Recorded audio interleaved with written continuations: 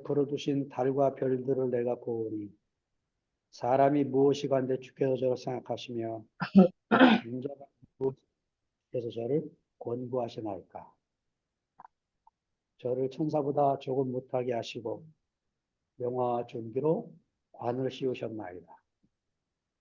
주의 손으로 만드신 것을 다스리게 하시고 만물을 그 발 아래 두셨으니 곧 모든 우양과 들짐승이며 공중의 새와 바다의 어족과 해로에 다니는 것이니이다. 여호와 우리 주여, 주의 이름이 온 땅에 어찌 그리 아름다운지. 시편 1편, 2편은 우리가 나눴죠. 1편과 2편은 붙어있는 시라 그랬죠. 복 있는 사람은 이렇게 시작을 하고 2편 마지막에는 여호와를 경외하는 자가 복 있는 사람이다. 이렇게 2편 마지막에 끝난다고 그랬습니다. 3편부터 7편까지는 탄식시예요. 탄식시. 이제 그 탄원과 간구, 하나님의 도우심을 간절히 바라는 그런 시 이런 것들로 주로 이루어져 있습니다. 오늘 시편 8편은 시편 전체에서뿐만 아니고 구약성서 전체에서 사람의 이 아름다움을, 사람을 높으심을 찬양하는, 하나님이 사람을 지으심을 찬양하는 인간 예찬에 대한 놀라운 시로 구성되어 있습니다.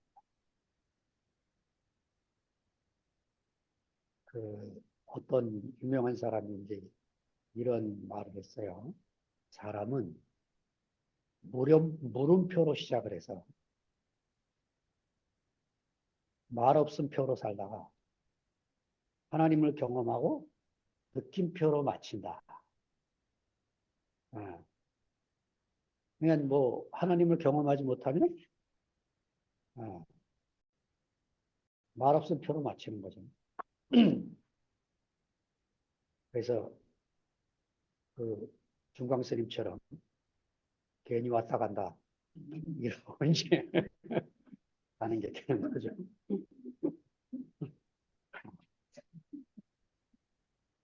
예, 그렇죠.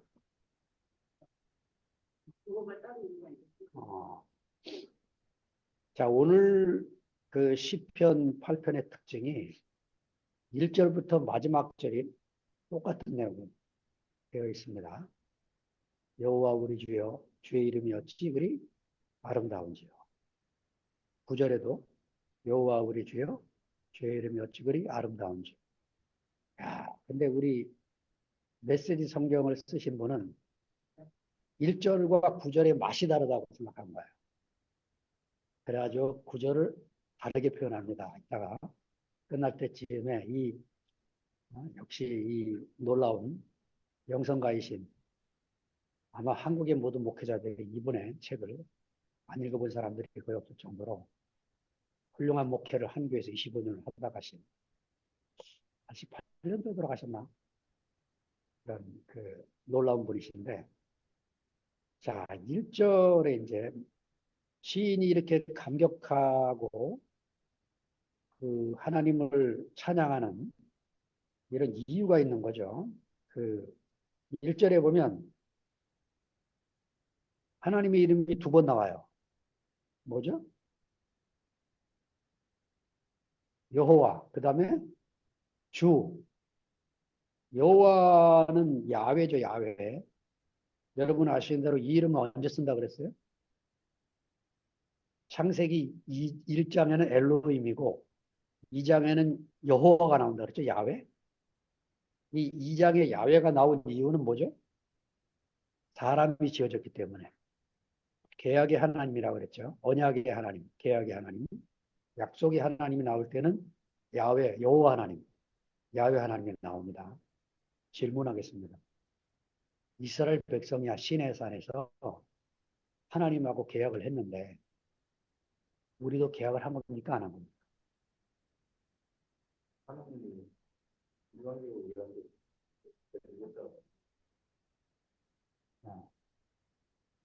계약한 겁니까? 우린 유태인의 하나님을 믿는 겁니까? 아닙니까? 우리는 우리 하는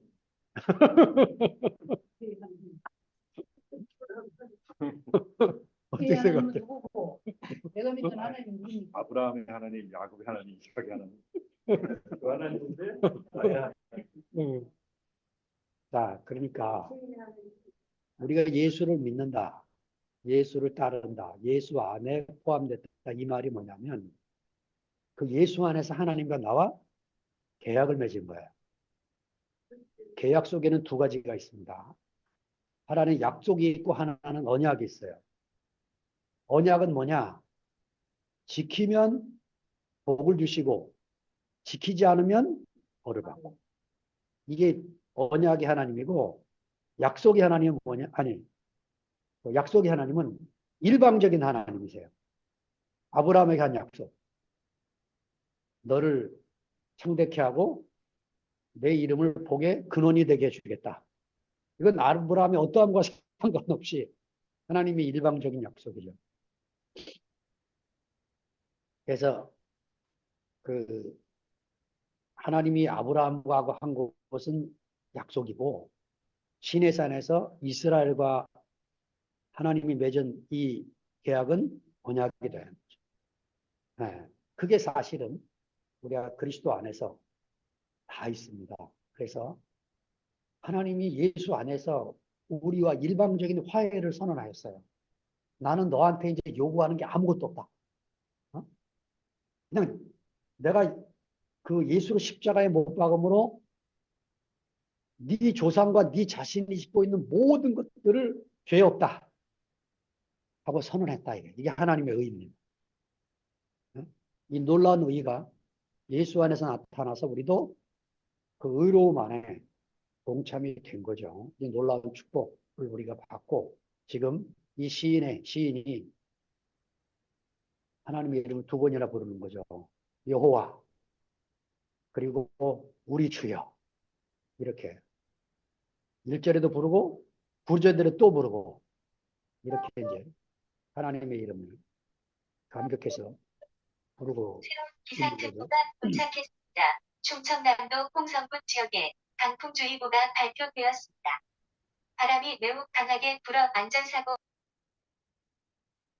자, 이제 2절부터 보니까 시인이 이렇게 감격하고 경탄하는 두 가지를 정리해 볼 수 있는데 하나는 그 주의 영광을 하늘 위에 두셨나이다 이런 표현. 그 다음에 그 주의 손가락으로 만드신 주의 하늘과 주가 베풀어 주신 달과 별을 내가 보오니 뭐를 보고 경탄하는 겁니까?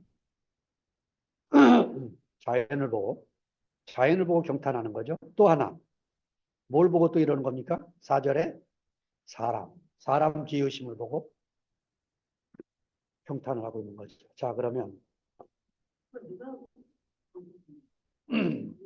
시인이 다윗이 여기 있죠. 다윗의 시인. 자, 자연을 보고 이제 뭐라고 경탄하냐면 주의 영광을 하늘 위에 두셨습니다. 주의 영광이 뭡니까? 하늘 위에 있는 주의 영광.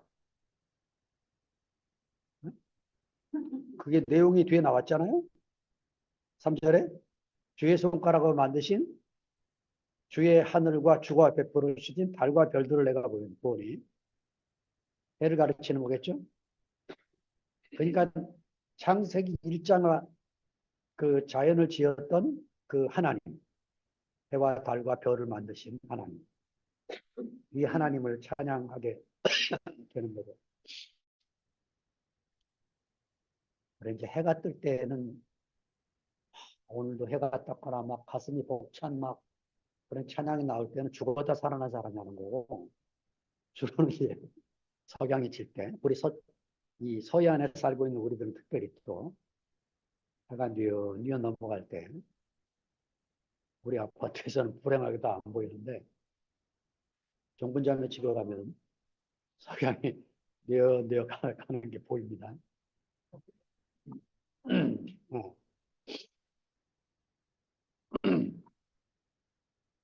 아이고. 은우야, 왜 혼자 왔어? 어, 은우, 지우는, 어, 어서 와. 저도 이제 이 8편 시를 읽다 보면 제 어린 시절이 기억이 나는데, 누나하고 손잡고 뒷동산에 올라가서 지는 석양을 바라면서 불렀던 노래가 있어요. 여러분 이 노래 아시는지 모르겠네요. 산 위에서 부는 바람, 시원한 바람.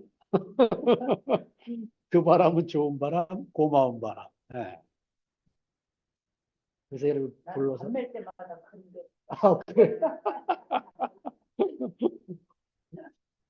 아, 그, 가끔 여행을 떠나야 되는 이유가 이런 거죠. 현실에 묻혀 살다 보면 인생에 대한 감사도 잊어버리고 다람쥐 쳇바퀴 돌듯이 자본주의 톱니바퀴에 굴러가서 목표를 이루는 것 외에는 아무 생각 없이 살게 돼요. 이런 삶을 살다가 이제 여행을 떠나고 자연을 접하면 네, 하나님 지으신 세계에 대해서 우리가 이렇게 시인처럼 찬양을 하게 되는 거죠. 성 프란체스코가 어느 날 보름달을 보고 너무 감격을 한 거예요. 그래가지고 이 양반이 교회당에 가서 종을 막 쳤어. 그 야밤에. 옛날에 종을 칠 때는 이런 경우입니다. 전쟁이나 화재가 터졌거나 비상 상황일 때 종을 치는 거죠, 야밤에. 그러니까 막 동네 마을 사람들이 다 튀어나온 거지. 다 튀어나왔는데 아무도 없는 거야. 종지기가 누군가 했더니 레프란티스코가 그래서 너 왜 종 쳤냐? 종을 왜 쳤냐 물으니까 성프란시스코의 대답이 보름달이 너무 아름답지 않으세요? 이러는 거야. 이제 이 어렸을 때부터 이 프란체스코가 이렇게 학발성까지 돼서 가난한 사람을 구제하는 일에 그 자기가 헌신하게 된 게 바로 이런 자연을 보고 경탄하게 된. 네, 경탄은 이럴 때 나오는 말이죠. 하나님의 지으신 세계를 보고 경탄하는. 나이가 늙으면요 감동이 점점 메말라가요. 우리 선우는 진우 이렇게 앉아있는데 지우 저런 나이는 이제 낙엽만 굴러가도 막 웃는 나이잖아. 깔깔거리고. 근데 이제 저처럼 이렇게 늙어버리면 웬만한 거에 대해서는 가슴이 설레는 게 없어. 감동이 되는 게 없어요. 형제들의 감동스러운 간증이나 나오면 이제 좀, 하고 마음이 움직일까. 이게 늙었다는 말이 뭐냐면 감동이 없는 사람 보고 하는 거예요. 늙었다. 이런. 근데 이제 우리 교회 형제들을 보면 정말 젊음이 따로 없어요. 감사한 것이 조금만이라도 있으면 늘 감사하면서 하는 아름다운 모습을 보게 됩니다. 자, 그 주의 손가락으로 만드신 주의 하늘과 3절에 나오죠. 주가 베풀어 주신 달과 별들을 내가 보니. 여기 주의 손가락 좀 이상하죠. 하나님이 손가락이 없잖아요. 왜 이렇게 썼을까요? 그 예치바라고 하는 손가락인데 히브리어로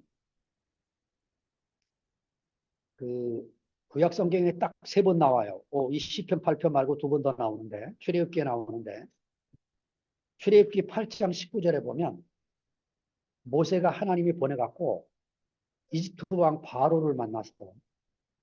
내 백성 이스라엘을 보내려고 합니다. 그랬대. 미쳤냐? 너 무슨 소리 하는 거냐? 안 된다. 이래가지고 이제 바로 앞에서 모세가 10가지 재앙을 시작을 하죠. 첫 번째가 뭔지 아세요? 뱀이죠, 뱀. 지팡이를 던졌더니 뱀이 됐어요. 바로도 이스라엘의 술사를 불러다가 너희들도 해봐라. 지팡이 던지고 이집트 술사들도 똑같이 합니다. 그 다음에 두 번째가 피에 피. 애굽의 하수를 쳤더니 전부 하수가 피가 돼요. 바로의 술살도 합니다. 그 다음에 개구리가 피올라요. 바로의 술살도 해요. 네 번째, 그 땅에 있는 그 먼지 한 줌을 뿌리면서 지팡이를 쳤는데 전부 이가 되는 거예요. 온몸에 막 이가 나는데 바로의 술사가 이거는 못 만들면서 바로에게 이렇게 말해요. 바로 임금이시여, 이것은 하나님의 권능입니다. 이 권능이라는 단어가 손가락이라는 거예요. 우리말로 권능이라고 번역을 했는데 히브리어로 손가락이라는 예치바라는 말입니다. 또 하나 31장 18절, 출애굽기 31장 18절에 보면 그 하나님이 십계명을 모세에게 주고 그 다음에 그 성막은 이렇게 만들어라, 번제단은 이렇게 만들어라, 물두멍은 이렇게 만들어라, 성막은 이렇게 지어라, 이 모든 것을 마친 다음에 31장 마지막 절에 뭐라고 말씀하시냐면 이 돌판은 하나님이 친히 쓰신 것이다. 이 친이라는 말이 손가락으로 썼다는 말을 다른 말로 바꾼 겁니다. 그래서 하나님이 천지창조를 어떻게 하실까를 구상하다가 미켈란젤로가 성당 지붕에다가 하나님의 손가락을 그린 거 기억나세요? 아담의 손가락과 하나님의 손가락이 이티처럼 만나는 광경을 아마 미켈란젤로가 이 손가락이라는 말을 알았을 거예요. 시편 8편에 주의 손가락으로 만드신 주의 하늘과 이거를 읽으면서 천지창조를 시스타나 성당에다가 이렇게 그렸습니다. 자, 두 번째는 이제 사람을 보고 찬양을 하는데 4절입니다. 사람이 무엇이간데 주께서 저를 생각하시면 인자가 무엇이간데 주께서 저를 공부하시나이까. 여기 생각하시며를 그 메시지 세 번역이나 이렇게 나왔나? 걱정하시며라고 어디에 보여져 있죠? 몇 절이에요? 4절.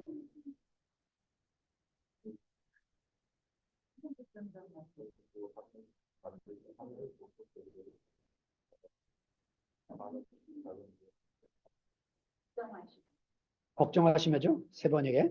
네.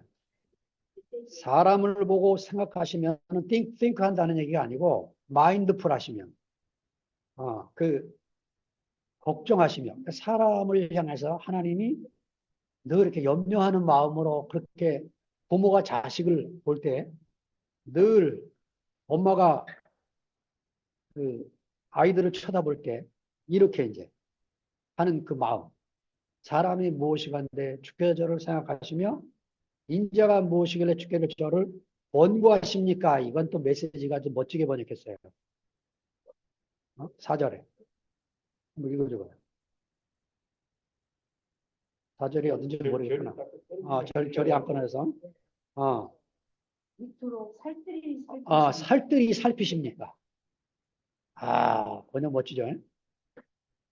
진자리 마른 자리 살피는 것처럼 하나님이 우리를 살피셔서 여기 홍성 땅까지 이끄신 거예요. 우리가 이때 홍성 안에서 이렇게 이 어려운 파도를 잘 넘을 수 있게 하신 하나님 앞에 얼마나 감사가 되는지 모르겠어요. 사람을 보고 지금 이 시인이 이런 노래를 부르고 있는데 그 하나님이 어떤 일을 하실 때 그냥 하시는 게 아니고 살피시고 행하시는 거죠. 그래서 무조건 하시지 않습니다. 창세기 11장 5절에 보면 그 신할 평원에 모여서 노아 후손들이 바벨탑을 쌓기 시작하니까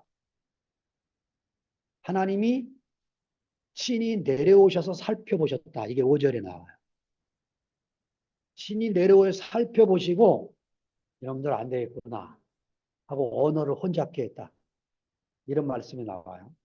그러니까 적어도 그 한 마을의 고을의 군수나 나라를 통치하는 대통령이나 하늘의 하나님은 이렇게 해야 백성들이 편안한 거죠. 한마디 틱 던져서 되게 하는 게 아니고 자기 말이 법이 되면 하나님도 안 그래요. 하나님도. 피조물을 대할 때 하나님도 안 그러시는 거예요. 사람을 살피시고 사람을 걱정하시면서 방문해서 확인하고 그 다음에 하늘의 하나님이 내려와 보셨다 그래. 내려와 보셨다. 바벨탑이 어떻게 돼가고 있나. 하늘에서 이렇게 의자에 앉아서 보신 게 아니고 이게 아주 시편의 놀라운 창세기의 말씀입니다. 자, 그 다음에 이제 우리가 생각해 볼 때 하나님을 찬양하는데 의문이 던지는 시가 어느 거냐면 2절입니다. 2절. 주의 대적을 인하여. 여러분 대적과 싸울 때 어떤 사람을 내보내야 돼요? 전쟁터에서. 그렇죠. 용맹하고 활쌈 잘하고 전쟁터에서 지휘를 잘하는 이런 장수를 내보내는 게 대적자를 이기는 길인데 여기 보니까 누구를 보냅니까? 2절에 보니까 어린아이와 젖먹이의 입을. 이야. 그러니까 하나님의 대적은 하나님이 어떻게 이기시느냐? 예. 어린이와 젖먹이를 세운다. 그러니까 우리의 싸우는 방식과 하나님의 방식은 완전히 다른 거예요. 어. 그래서 이제 어린아이를 한자로 뭐라 그래요? 소아라 그러잖아요. 유아. 아예 기지도 못하는 애는 유아고, 그 다음에는 이제 소아라 그러잖아요. 이 한자 소자가 땅에서 솟아오르는 새싹을 그립니다. 양쪽의 점이. 땅에서 새싹이 쏟아올라와서 끊어진 거예요. 그러니까 생명의 능력은 나이, 연수, 경험, 지식하고 상관이 없어요.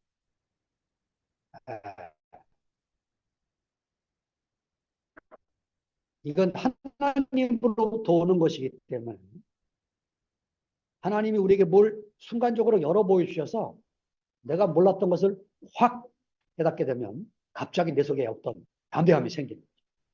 조금씩까지 떨려서 막 어쩔 줄 몰라. 제가 이제 우리 큰애 낳았을 때 군대에서 낳았는데 그 집사람이 이제 병원에 가서 같이 갔는데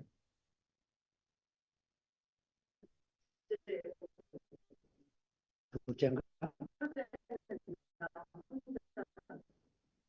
어,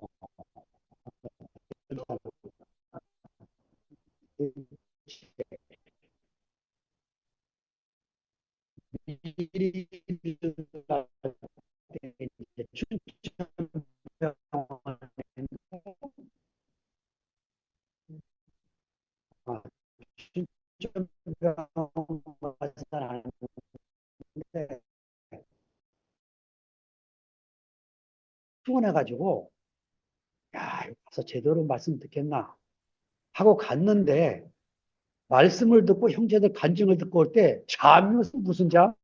확 달아나갖고 쌩쌩해서 오는 거예요. 지금은 이제 저녁 모임이 뭐 지옥 줌이나 스카이프라지만 옛날엔 다 저녁마다 모였잖아요. 피곤한 시간에 저녁에 다 모이는 거예요. 제가 초창기 교회 생활을 일산에서 서울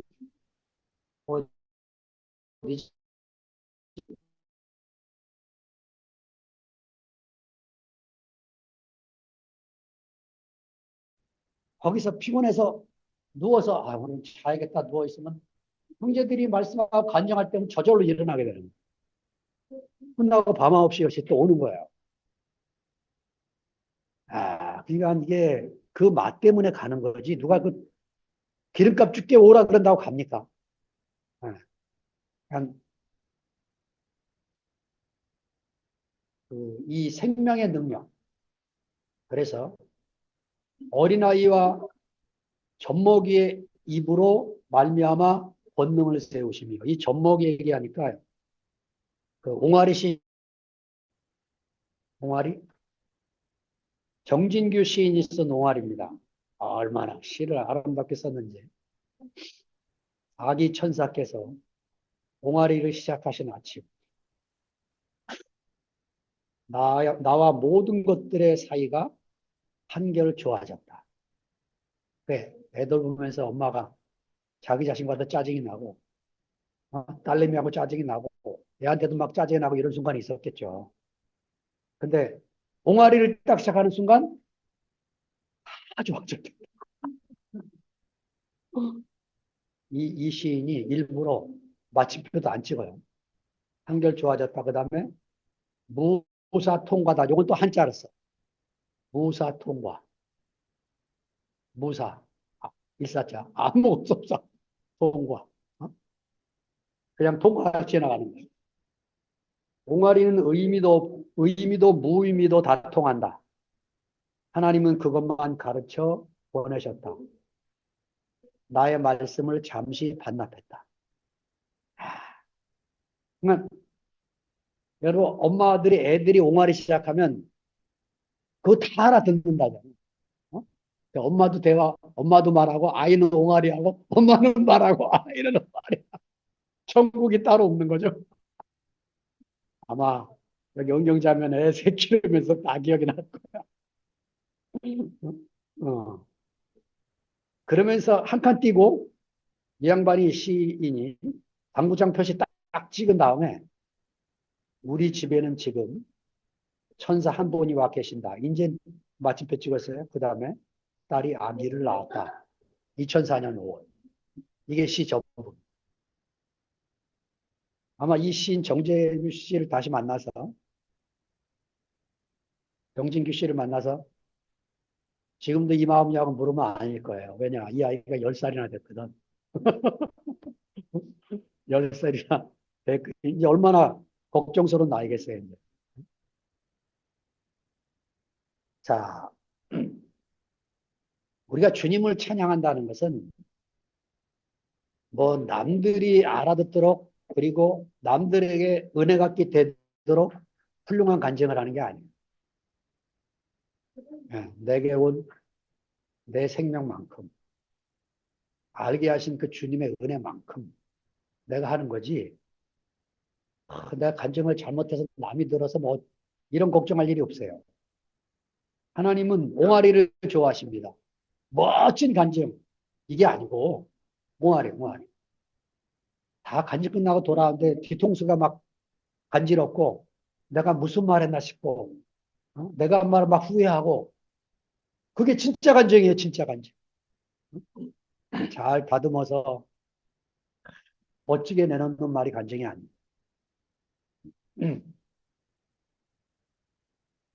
어제 운 좋게 그 박범신 작가의 기념관을 방문하고 왔어요. 날씨도 좋고. 뭐였죠? 소금산? 소금문학관? 강경산인가? 강경산 소금문학관이라고. 야, 보통은 이제 죽은 사람 기념관 만드는 건데, 이 산 사람을 기념가로 만들 정도로 이 박범신이라는 작가가 광경을 아주 살리는 놀라운 사람인데, 저는 거기서 뭐 여러 가지가 다 감동이 됐지만 그 중에 확 인상에 박힌 게 비의자였어요. 그게 이 박범신 작가가 목수에게 일부러 가서 책상 하나를, 벌상 하나를 짰고 싶으니까 가르쳐 달라 그래갖고 일부러 배웠다는 의자입니다. 그걸 하나하나 배우면서 그 벽에다가 이렇게 썼어요. 딱 크게 이제 글자 하나 막 흘렸었는데, 그, 사는 일, 사는 일이 뭐냐, 그죠? 사는 일, 빈 의자 하나 남기는 일. 우리가 사는 게 전부 뭐냐? 빈 의자 하나 남기고 가는 거예요. 이렇게 쓴 이유가 뭐냐면 작가가 글 쓰는 일이나 목수가 의자 만드는 일이나 해보니까 창작이라는 관점에서 같은 일이라는 의미란. 그래서 저는 다른 의미로 나왔습니다. 그게 뭐냐? 내가 빈 의자가 돼서 누군가가 나를 안식으로 삼. 안식으로 되어, 누군가에게 안식이 되어주는 사람.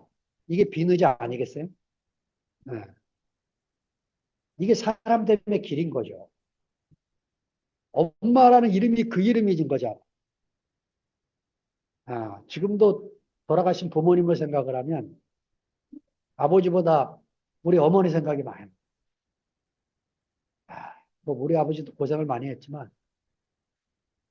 우리 어머니 어떻게 그렇게 사셨나 싶어요.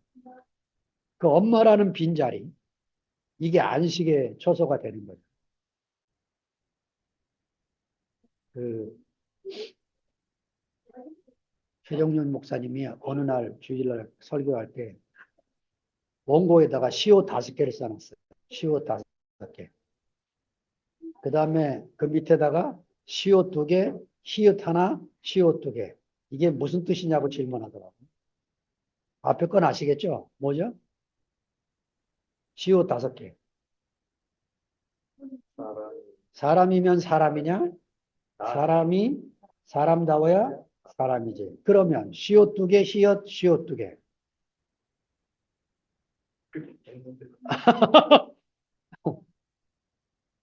사람이면 다 사람이냐? 하나님의 말씀을 듣고 사는 사람이라야 사람이지. 아주 기발한 아이디어였어요. 자, 그 5절로 넘어갑니다. 저를 천사보다 조금 못하게 하시고 영화와 존귀로 관을 씌우셨습니다. 그 이 천사보다 조금 못하게 한다는 이 천사가 그 세번역 성경에 오면 하나님보다로 바뀌어서요. 하나님보다 조금 못하게 지으시고 이렇게 번역해 놨습니다. 그러니까 히브리어로 하나님도 쓰고 천사로 쓸 수 있는 말을 갖다 쓴 거야. 저를 하나님보다 조금 못하게 하셨다. 무슨 뜻입니까? 어제 모석 형제하고 차 타고 가면서 이 사내 아들은 뭐 군대를 꼭 보내야 된다고 얘기를 하면서 갔어요. 그래서 둘이 이제 공감을 느낀 게 뭐냐. 군대 갔다 오면 배우는 여러 가지가 있는데 그 중에 제일 중요한 게 하나가 뭐냐. 내가 머리가 있는 사람입니다. 이걸 군대에서 확실히 배우고 나오는. 요새 애들 머리가 없습니다. 집에서 황태자로 다 키워갖고 머리가 없었고. 자, 저를 하나님보다 조금 못하게 하시고 내 앞에 머리가 있다는 소리. 난 피조물이지 창조주가 아니다 이겁니다. 나는 피조물이지. 사람이 아름다운 것은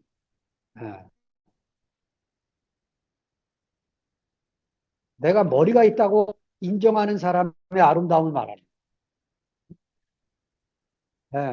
아무리 능력 좋아도 머리가 있는 걸 모르는 사람들이 안 좋아합니다. 주변에 사람이 모이는 사람 보세요. 확실히 머리가 있는. 자기 잘났다고 뻐기고 이러는 사람이 아니에요.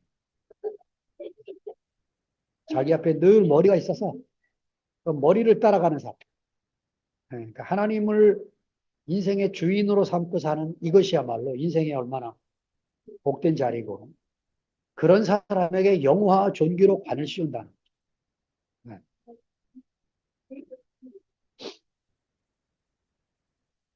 자, 6절로 가봅니다. 여기 주의 손이 또 나오죠. 주의 손으로 만드신 것을 다스리게 하시고 만물을 그 발 아래 두셨으니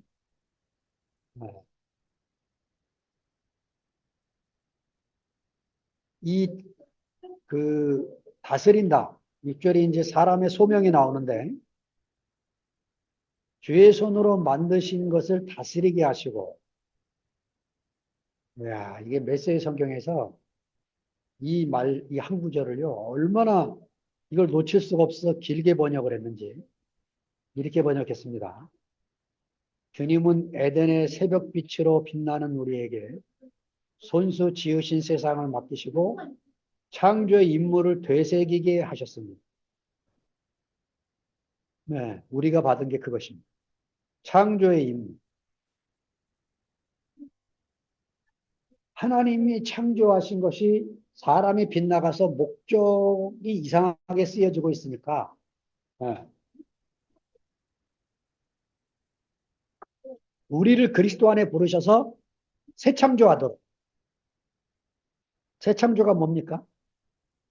하나님의 목적 안에서 그 모든 만물들이 하나님의 영광에게 드려지도록 그렇게 쓰여지게 하라. 그러니까 내가 하나님의 목적의 사람이 아니고 내 목적이 있으면 불의한 사람이 되는 거예요. 네. 하나님의 목적 안에서 만물들을 네, 하나님의 뜻에 맞게 쓰여지도록 하는 중요한 사명을 지금 우리가 감당하고 있는 것이죠. 이게 바로 메시지 성경이 말하는 에덴의 새벽빛입니다. 아하, 얼마나 아름답게 표현했는지. 네, 형제들 속에 에덴의 새벽빛이 있어요. 하나님이 가라사대 첫째 날 하나님이 가라사대 빛이 있으라 하시며 빛이 있었다. 이 아마르라고 하는 히브리어는 하나님만 하시는 말씀이에요. 아마르 할 때. 이 아마르가 사람인 우리에게 창조의 새벽빛으로 주어졌다는 거야. 어떻게? 하나님이 말씀하니까 되네. 그러니까 하나님의 말씀은 실행이. 하나님이 말은 그 안에 실행을 담고 있어요. 이래서 우리가 말씀이 내 안에 꽂히는, 내 마음판에 새기는 것. 이게 너무 중요한 거죠. 네. 하나님 말씀이 새벽빛처럼 우리 안에 딱 새겨지면 흔들림이 없는 사람이 되는 거죠. 누가 뭐라, 태풍이 불어와도, 하나님이 내게 주신 약속이 있기 때문에 그 약속 가운데서 한 걸음 한 걸음 가게 되는, 주의 대적과 주의 원수들을 향해서 담대하게 나아가게 됩니다. 이런 젖먹이와 어린아이의 입술 같은 것으로 하나님을 찬양하게 되는 이런 사람이 되는 거죠.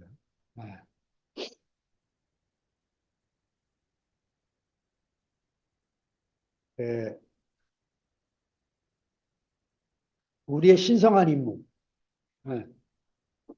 우리가 사는 가장 궁극적인 부르심, 사람이 자기가 찾은 건 사명이라고 그러죠. 하나님이 주신 건 뭐예요? 이게 소명이에요, 소명.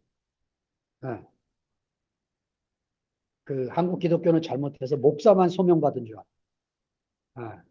우리 대국교회에서 이걸 깨뜨렸어요.